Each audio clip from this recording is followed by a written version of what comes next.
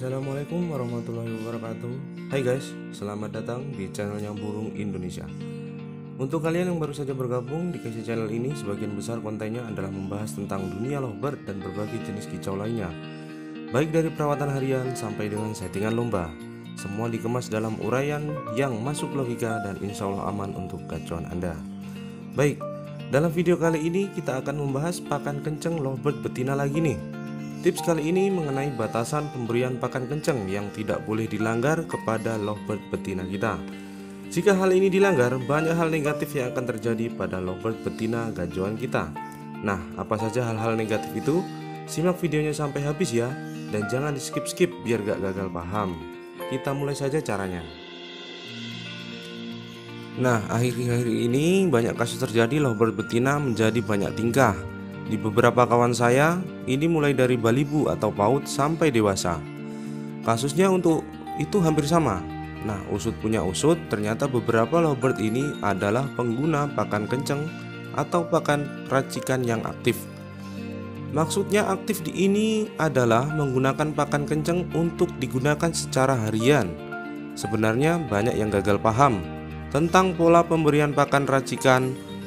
Kalau menurut pendapat saya pribadi tuh, pakan kenceng baiknya itu bukan untuk harian di luar proses penggacoran, kecuali untuk pakan yang gak terlalu tinggi dosisnya. Nah, kenapa kok gak baik menggunakan pakan kenceng secara terus menerus ke lovebird betina? Jawabannya gak lain gak bukan karena masalah birahi. Pada umumnya, birahi pada lovebird betina itu gak seperti birahi pada lovebird jantan, dimana kebanyakan kalau lovebird betina birahi, dia hanya kemungkinan kecil akan rajin ngekek panjang. Sedangkan pada lovebird jantan, ketika birahinya tinggi, dia masih banyak kemungkinan akan rajin ngekek. Nah, ini dengan kata lain, ketika LB betina itu sedang masuk fase oper birahi, maka pikirannya itu hanya akan berfokus ke kawin saja. Sedangkan jantan, dia akan banyak ngekek karena dia diharuskan mempresentasikan kualitas dirinya di depan lovebird betina. Ada gambaran ya. Itulah kenapa lovebird jantan jadi rajin ngekek ketika birahinya itu naik. Oke, sekarang saya jelaskan penggunaannya dari tahapan awal dulu ya, soal pakan racikan ini, biar nanti lebih mudah untuk dipahami. Semisal nih, teman-teman punya lovebird betina bahan yang belum terlalu gacor, maka sediakan pakan kencang dan juga millet putih kiloan. Jadi kita menggunakan dua bahan di sini yang berbeda.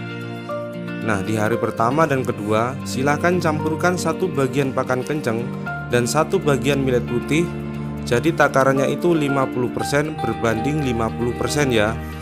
Lalu di hari ketiga dan keempat, takarannya itu pakan kencengnya itu menjadi 75% dan millet putihnya itu 25% saja. Lanjut di hari kelima dan keenam, takarannya itu menjadi 90% pakan kenceng dan 10% millet putih kiloan. Jadi di 1 minggu awal kita akan melakukan proses adaptasi pergantian pakan dulu ya. Ini berfungsi jika ternyata lovebird kita itu nggak kuat di pakan kenceng, maka tidak akan terjadi kasus cabut bulu. Berbeda jika kita memberikan pakan kenceng secara langsung tanpa diadaptasi terlebih dahulu, biasanya akan terjadi kemungkinan kasus lovebird jadi cabut bulu, atau minimal negatifnya itu lovebird jadi banyak tingkah alias langsung over birahi. Jadi saya tekankan ya, dalam memberikan pola perawatan baru, baik itu pemeliharaan atau soal makanan, buatlah tahapan penyesuaian minimal itu sekitar 1 minggu. Nah, di hari ke-7 dan seterusnya silahkan menggunakan pakan kenceng secara utuh. Jika sekiranya lovebird jadi banyak tingkah tapi gacor, jadi diimbangi dengan rawatan mandinya dulu, alias bisa dicoba tambahan porsi mandinya. Jika sebelumnya itu sehari 2 kali, jadi 3-4 kali. Biasanya tahapan gacor dengan pakan kenceng sih nggak begitu lama ya. Hasilnya akan terlihat itu sekitar 2 mingguan. Ya kita ambil waktu lamanya aja deh, sekitar 1 bulan. Jadi kita lewat masa itu ternyata nggak berefek apapun ke lovebird kita, bisa jadi memang nggak cocok dengan makanan itu. Silahkan teman-teman bisa mencoba merek lain. Lalu jika sekiranya lovebird jadi banyak tingkah dan kita udah berikan porsi mandi tapi nggak membuat lovebirdnya itu menjadi tenang, maka itulah titik untuk menurunkan porsi pakan kencengnya.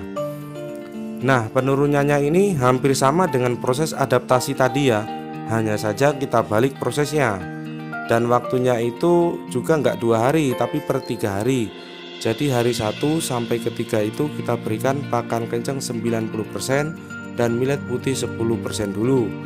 Lalu di hari ke-4 sampai ke-6 kita turunkan lagi menjadi 75% pakan kencang dan 25% millet putihnya. Lanjut di hari ke-7 sampai ke-9 kita berikan 50% pakan kencang dan 50% millet putih. Dan hari ke-10 sampai ke-12 kita berikan millet putih saja tanpa campuran. Nah, sampai di sini proses adaptasi yang kedua ini sudah paham ya teman-teman.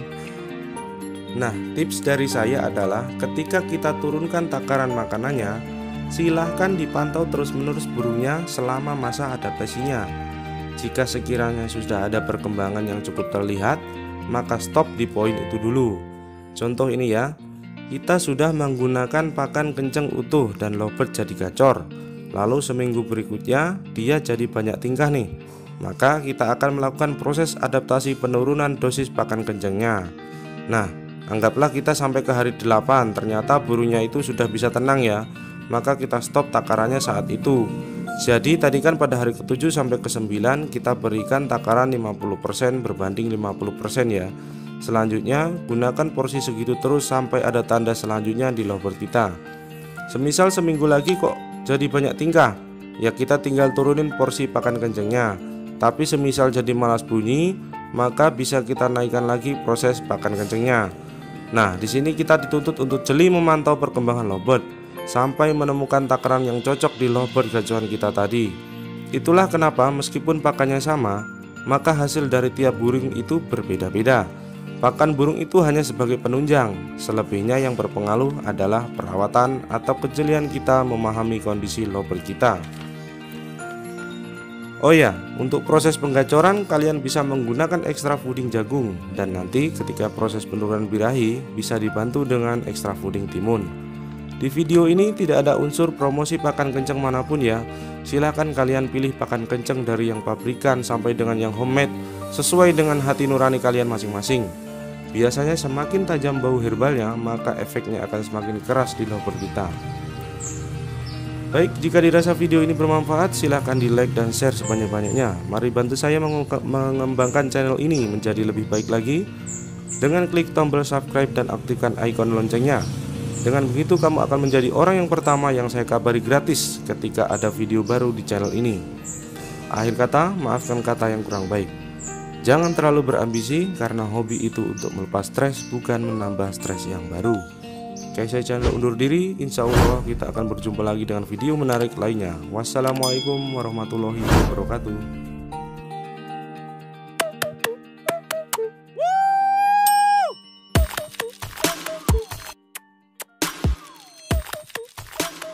Nope.